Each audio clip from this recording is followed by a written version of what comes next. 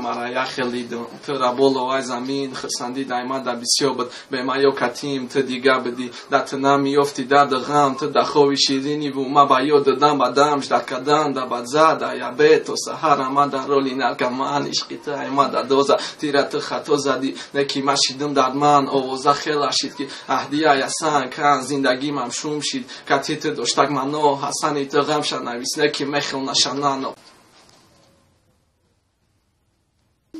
بیشتر در کدام موضوع می‌نویسید؟ در موضوع عشقی بیشتر و زندگی. خب در زندگی بیشتر درباره کدام مشکلی هاش می‌نویسید؟ زندگی درباره مثال من پدرم نیست، بیشتر بیشتر درباره پدر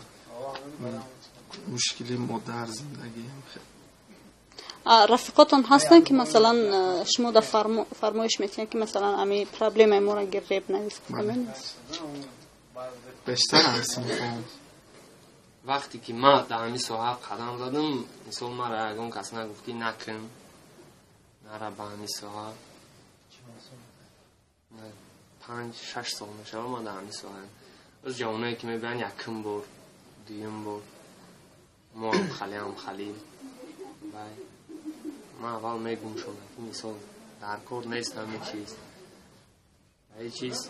مثلا شخصیت یک کسی دیگر را کاردار میشی و سرود میکنی و در عامه پهن میشوه که آدم در معقول نمیشوه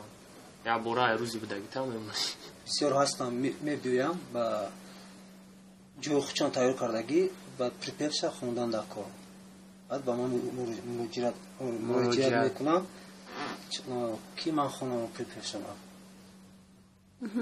وای بیگو چرا عاشق و عشق من ندیدم در فراق روی تو یک عمری خود گریستم باز با یاد تو آهنگی دل دارد صدا من انتظارم خواهش دارم بیا من از تنهایی میترسم بگیر بار تو زی دستم تنها نمان مرا